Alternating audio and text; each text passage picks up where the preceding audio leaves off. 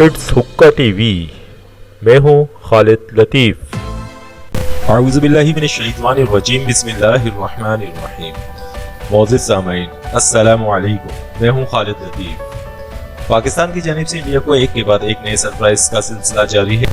India जो कि पहले ही JF-17 थंडर ब्लॉक 3 के 50 नए तैयारों की पाकिस्तान एयरफोर्स में इंडक्शन को लेकर परेशान था कि पाकिस्तान और चीन मिलकर JF-17 थंडर को रोज ब रोज जदीद टेक्नोलॉजी से आरास्ता करते जा रहे हैं और इंडिया का तेजस यानी समोसा अब तक 40 तैयारे ही बन सके हैं। इंडिया भी एक गम से निकला ही नहीं था कि दूसरा सरप्राइज J-10C की सूरत में सामने आ गया, जो कि रफाल के हम पल्ला है। हाल ही में पाकिस्तान एयरफोर्स J-10C की इंडक्शन सेरेमनी बनाई। इसके साथ साथ एक और सरप्राइज बिजली बनकर इंडिया के सर पे आन पड़ा जब तुर्की से यह खबर सामने आई कि टर्किश TB2 ड्रोन अब पाकिस्तान को मिल चुके हैं। इस पर इंडियन मीडिया रो कर टर्किश ड्रोन की तारीफें करता और इंडियन ड्रोन जो अब तक सिर्फ सर्वेलेंस के लिए इस्तेमाल ही होते हैं, इन पर अपना गुस्सा उतारता नजर आता है। इंडियन मीडिया की ये रिपोर्ट देखने से पहले आप सबसे गुजारिश है, चैनल पर नए आने वाले चैनल सब्सक्राइब कर लें और लाइक करके अपनी पसंदीदगी का इजहार करें और अपनी राय को कमेंट के जरिए हम तक पहुँचाएं। इस वक्त की बहुत ही बड़ी खबर आ रही है पेंटागन से।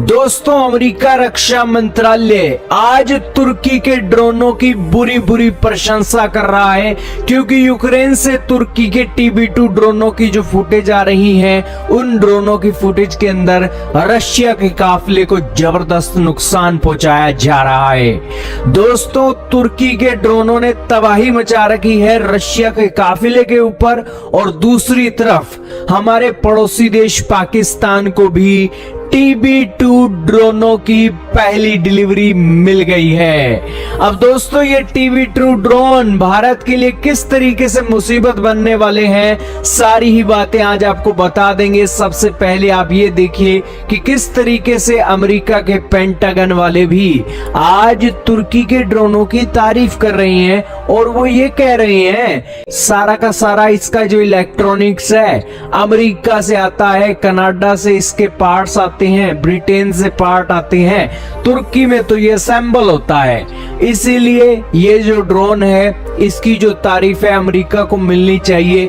और यूक्रेन से ये जो फुटेजेस निकल रही हैं वाकई में ही हमें भी सरप्राइज कर रही है कि यूक्रेन की सेना जिस तरीके से रशिया के काफिले के ऊपर अटैक कर रही है वो वाकई में जबरदस्त है। और रशिया जो कहता है कि हमारी एयर डोमिनेंस है यूक्रेन के अंदर, उसके क्लेम को ये नकार रही है। ये बातें पेंटागन ने ये बातें बोली हैं।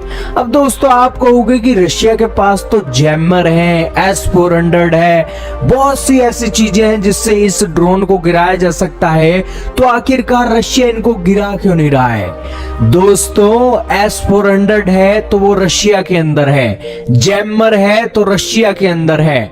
अब जो सेना 64 किलोमीटर का काफिला लेकर चल रही है, उनके पास तो है पेंटियर S1 एयर डिफेंस सिस्टम और एक और छोटे एयर डिफेंस सिस्टम है।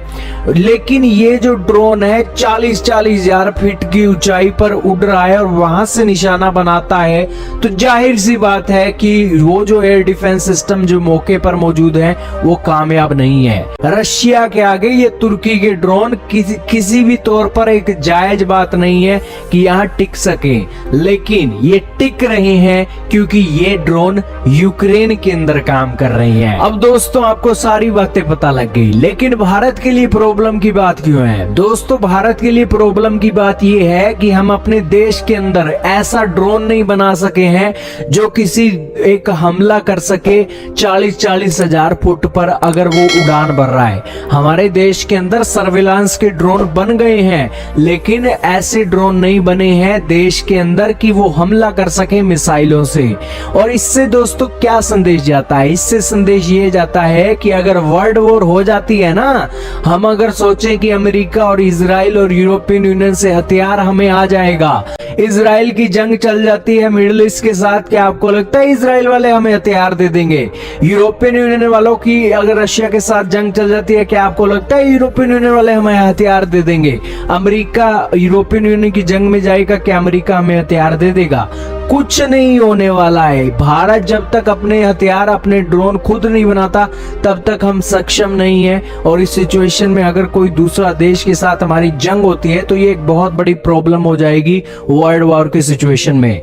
अब दोस्तों तुर्की ने ये अपने देश में बना लिया है TB2 ड्रोन। भले ही ये पुर्जे थोड़े मोटे वहां से लाता है, लेकिन तुर्की अब ये देख रहा है कि वो पुर्जों को किस तरीके से कम किया जाए।